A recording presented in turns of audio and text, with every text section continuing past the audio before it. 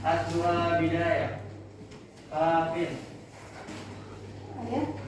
Terima kasih yang telah memimpin doa. Mudah-mudahan dengan berdoa kita diberikan kemudahan dan kelancaran dalam memahami pembelajaran kita pada hari ini. Ya, anak-anak, sebelumnya Ibu akan membacakan absen terlebih dahulu ya. Ahmad Jihad Firdaus masuk. Hadir. Adik Fadilah? Sakit. Oh, sakit. Dah hadir semuanya ya. Cuma adik Fadilah aja yang sakit. Mudah-mudahan yang sakit segera diberi kesembuhan oleh Allah ya, biar bisa melaksanakan pembelajaran seperti dia. Baiklah anak ya, sebelum Ibu melanjutkan ke pembelajaran kita pada hari ini, Ibu akan bertanya dulu tentang pembelajaran kita yang sebelumnya. Masih ingat tentang apa? Strategi dakwah wali. Ya, sekarang Ibu tanya dulu. Siapa yang masih ingat tentang strategi dakwah dari Sunan Kudus? Oke, silahkan. Strategi dakwah Sunan Kudus yaitu tidak menyembelih sapi dikarenakan untuk toleransi terhadap umat Hindu Jawa kala itu. Oke, ya. Betul jawabannya? Betul ya. Jadi Sunan Kudus itu tidak memperbolehkan untuk menyembelih sapi sebagai bentuk toleransi terhadap agama yang baiklah ya nak ya. Sekarang kita langsung ke pembelajaran kita pada hari ini, yakni tentang peran dan keteladanan Wali Songo. Yang pertama adalah tujuan pembelajaran kita pada hari ini. Yang pertama, untuk membangun nilai semangat berdakwah yang dilakukan para Wali Songo. Yang kedua, membiasakan hidup kerja keras, jujur, dan tanggung jawab dalam mengajak kebaikan. Selanjutnya yang ketiga, menguraikan peran Wali Songo dalam mengembangkan Islam di Indonesia. Yang keempat, kalian dapat menerapkan keteladanan Wali Songo dalam mengembangkan Islam di Indonesia. Dan yang terakhir, kalian dapat menentukan peran dan keteladanan Wali Songo dalam mengembangkan Islam di Indonesia. Ya, yang pertama tentang peran Wali Songo terhadap perkembangan Islam. Dakwah Islam pada masa awal itu lebih bertumpu pada usaha para saudagar secara perorangan. Namun, ketika mereka telah berhasil masuk ke pemangku kebijakan kerajaan, dakwah Islam berkembang sangat pesat. Selanjutnya, yang kedua itu dalam bidang pendidikan ya. Para Wali Songo itu menjadikan masjid atau pesantren sebagai pusat dakwahnya. Jadi adanya pesantren, masjid yang sekarang ini ya, kemudian digunakan bukan hanya sebagai tempat ibadah, tetapi sebagai apa? Masjid sebagai pembelajaran Islam. Makanya kan ada majlis taklim, itu di mana? Di masjid, ya gitu ya. Berarti kan bukan hanya sebagai tempat ibadah saja. Nah ini peran daripada Wali Songo. Selanjutnya yang ketiga dalam bidang seni dan budaya, yaitu membangun keharmonisan antara budaya dan tradisi lama dengan ajaran Islam. Jadi ya, budaya Jawa yang kala itu sebenarnya tidak sesuai dengan ajaran Islam itu dibiarkan oleh Wali Songo ya, tetapi dimasukkan unsur Islam sebagai rangka apa? Supaya tetap harmonis. Jadi dia para Wali Songo ini pintar untuk menciptakan keharmonisan antar umat beragama, gitu ya. Kemudian yang terakhir dalam bidang seni arsitektur ya, masih dalam bidang seni, banyak masjid yang didirikan oleh para wali yang mengembangkan gaya arsitektur yang indah dengan sentuhan etnik dan budaya lokal. Ini contohnya. Masjid apa ini, Nak? Masjid Agung Demak. Mana seni budaya lokalnya yang diambil oleh Wali Songo? Atapnya itu bentuk apa? Pura. Kalau pura itu banyak tingkatannya ya, Nak ya? Iya. Nah, kira-kira ada yang tahu kenapa hanya 3 tingkat ini? Apa yang dipakai oleh Wali Songo? Islam. Kalian harus punya itu ya. Kemudian contoh yang kedua adalah ini masjid apa? Masjid Menara Kudus. Mana seni budaya lokalnya? Kenapa menaranya? Bentuk candi. Candi ya. Terus mana lagi? Gapura depannya itu ya? Nah itu gapura depan juga adaptasi dari mana? Dari umat. Selanjutnya adalah keteladanan Wali Songo ya. Yang pertama, semangatnya yang sangat tinggi dalam mengembangkan ajaran Islam di Indonesia. Dicontoh kalian juga seperti itu ya. Kalau ingin hasil maksimal maka harus mempunyai semangat yang tinggi. Kita contoh ya teladan dari Wali Songo. Yang kedua adalah sikap keikhlasannya ya.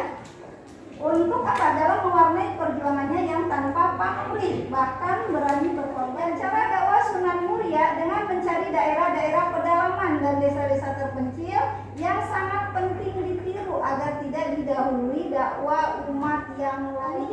Yang selanjutnya adalah sikap solidaritas dan kepedulian sosial para wali yang tinggi terhadap nasib rakyat untuk membantu dan menyambut. Selanjutnya, kemampuan para wali dalam melihat situasi umat dan cepat menemukan solusi tepat untuk memajukan dakwah Islam.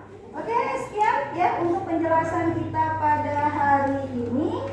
Untuk selanjutnya, Ibu minta kalian untuk membagi kelompok ya. Nanti dalam kelompok silakan berdiskusi tentang peran dan keteladanan masing-masing dari Wali Songo. Kalau yang ini kan keteladanan dan perannya secara keseluruhan gitu ya. Nah nanti setelah Ibu bagi kalian masing-masing, ada yang menjelaskan tentang peran dan keteladanan Sunan Gresik, Sunan Ampel, Kalijaga dan lain ya. Jadi nanti silakan berkumpul satu dengan satu, dua dengan dua dan seterusnya. Oke, kita mulai ya Nak ya. Silakan membentuk kelompok.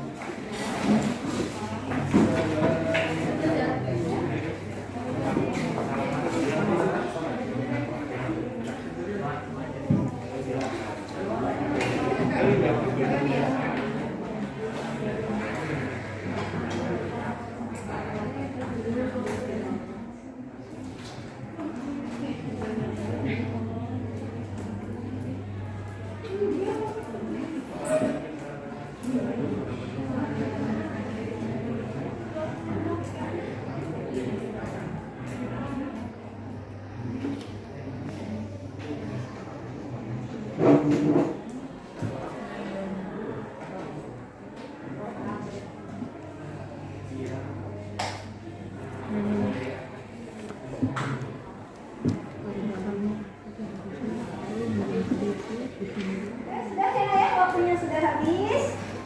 Silakan yang sudah siap untuk mempresentasikan kelompok mana naik ke depan. Ayo. Ya, silakan langsung. Assalamualaikum warahmatullahi wabarakatuh. Waalaikumsalam warahmatullahi wabarakatuh. Kami dari kelompok Sunan Ampel akan menjelaskan peran dan keteladanan Sunan Ampel dalam mengembangkan Islam di Indonesia. Penjelasan materi akan dijelaskan oleh Anjir Nurasito. Untuk Anjir dipersilakan. Peran dan keteladanan Sunan Ampel. Sunan Ampel berperan dalam mendirikan pesantren dan falsafah Mobil. Ia juga salah satu sebagai pencetus kerajaan Islam pertama di Jawa dan membantu membangun Masjid Agung Demak. Dengan kesabaran dan kewibawaannya, Sunan Ampel mampu mengatasi situasi kerajaan Majapahit dengan menyandarkan dan mendidik para bangsawan serta adipati ke jalan yang benar. Saya Dewi Putri dari kelompok Sunan Bonang ingin bertanya, bagaimana latar belakang Sunan Ampel memutuskan falsafah Mobil? Terima kasih atas pertanyaannya. Pertanyaan akan dijawab oleh Desa Triana saja. Baik, izin menjawab pertanyaan dari Dewi Putri. Jadi latar belakang mengapa Sunan Ampel ini membuat falsafah Mobil adalah untuk memperbaiki kerusakan akhlak masyarakat pada masa itu yang masih suka berjudi, minum minuman keras, bermain wanita, dan maling. Jadi Sunan Ampel itu membuat 5 perkara itu untuk menghentikan akhlak buruk dari masyarakat. Assalamualaikum warahmatullahi wabarakatuh. Waalaikumsalam warahmatullahi wabarakatuh. Kami dari kelompok Sunan Kalijaga akan menjelaskan tentang peran dan keteladanan dari Sunan Kalijaga. Untuk materi akan dijelaskan oleh Irham Alif. Sunan Kalijaga terkenal sebagai wali yang mudah berbaur dengan kalangan masyarakat yang non-muslim atau bukan Islam. Meskipun berbeda secara kultural atau budaya, Sunan Kalijaga tetap menggunakan budaya lokal dalam usahanya untuk mengembangkan Islam pada kala itu. Hal ini dilakukan dengan cara menyampaikan kisah-kisah Islam dengan menggunakan media seni seperti musik gamelan, wayang kulit, dan juga seni lukis. Cara penyebaran yang dilakukan oleh Sunan Kalijaga ini membuat ajaran Islam lebih mudah dipahami dan tidak sulit untuk dimengerti oleh masyarakat. Terima kasih dari Ramalif atas penjelasannya. Bagi kawan-kawan yang ingin bertanya silakan. Silakan berdiri. Bisa tolong dicontohkan bentuk keteladanan dari Sunan Kalijaga yang berupa toleransi? Baik, pertanyaan akan dijawab oleh Adim Fikri. Fikri, silakan. Izin menjawab pertanyaan dari Amanda Putri. Jadi salah satu contoh keteladanan toleransi yang diajarkan oleh Sunan Kalijaga yaitu memperbolehkan adanya pembakaran kemenyan, tetapi hanya sebatas untuk sebagai wangian atau pengharum ruangan saja. Nah, padahal sebelumnya itu kan yang wangian tersebut untuk persembahan pada dewa atau persembahan kepada kepercayaan mereka pada saat itu. Jadi Sunan Kalijaga tidak menghilangkan kepercayaan pada masa itu pada umat agama sebelumnya. Dia hanya sedikit memodifikasi sebagai cara bentuk toleransi. Sekian dari kami, wabillahi taufiq wal hidayah. Wassalamualaikum warahmatullahi wabarakatuh. Waalaikumsalam. Oke, alhamdulillah ya semuanya sudah maju ke depan untuk mempresentasikan tentang peran dan keteladanan masing-masing dari wali songo. Sekarang kita ambil kesimpulannya ya nak ya. Kesimpulan tentang peran dan keteladanan wali songo ya. Yang pertama dari Sunan Gresik, apa itu? Sunan Gresik, apa peran dan keteladanannya yang bisa diambil? Sunan Ampel, apa Sunan Ampel? Membuat falsafah Muhlimo, Membuat falsafah Muhlimo, ada lagi? membangun pesantren Ampel Den, Membangun pesantren Ampel Denta. Kalau keteladanannya apa yang bisa diambil? kesabarannya Apa? Kesabarannya. dalam mendidik dan menyadarkan para masyarakat pada masa itu. Oke, ya dia sangat berjuang sekali untuk apa? Memperbaiki daripada moral masyarakat, begitu juga pejabat yang Iya. apa berkuasa kala itu. Yang ketiga, Sunan Kalijaga, apa nak? Peran dan keteladanan yang bisa diambil Kalijaga? Sosoknya sangat toleran. Oke, keteladanannya sosoknya itu sangat toleransi dengan apa? Dengan dibentuknya atau perannya dalam menciptakan pendekatan kultural atau budaya. Ya, oke. Selanjutnya yang keempat apa lagi? Sunan Bonang. Sunan Bonang apa? Bergabung dan mendirikan pesantren bagi generasi muda yang mempelajari agama Islam secara mendalam. Apalagi selain membangun pesantren? Sebagai pemuka agama Islam memiliki pemikiran terbuka dengan mempelajari seni sastra. Oke, di sini juga ya. Sunan Kudus. Apa yang Sunan Kudus? Sunan Kudus itu orangnya sangat toleransi terhadap budaya yang sebelumnya. Contohnya tuh Toleransi terus.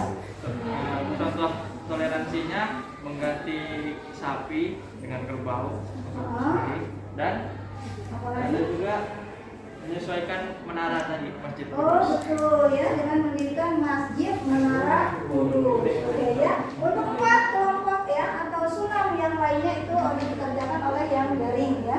Oke, terima kasih sudah selesai untuk pembelajaran kita pada hari ini. Untuk penilaian ya, kalau penilaian keterampilan tadi Ibu sudah ambil dengan kalian maju ke depan, itu adalah penilaian keterampilan ya. Untuk penilaian sikap dan penilaian pengetahuan itu sudah share itu di aplikasi e-learning. Jadi silakan kalian kerjakan. Kalau sudah langsung kumpul ke sana juga. Oke ya Nak ya, jelas? Untuk pertemuan kita minggu yang akan datang akan belajar tentang kerajaan-kerajaan Islam di Indonesia. Jadi tolong dipelajari dulu ya Nak ya, biar kalian juga nambah wawasannya sebelum Ibu menjelaskan nanti. Oke, jelas semuanya? Oke, sebelum kita menutup pembelajaran kita pada hari ini, Ibu minta untuk berdoa terlebih dahulu. Silakan. Untuk mengakhiri pembelajaran kita pada pagi hari ini, alangkah baiknya kita berdoa. Berdoa mulai. Alhamdulillah telah selesai pembelajaran kita pada hari ini. Mudah-mudahan apa yang kita pelajari pada hari ini membawa manfaat yang bertahan ya. Amin. Wassalamualaikum warahmatullahi wabarakatuh.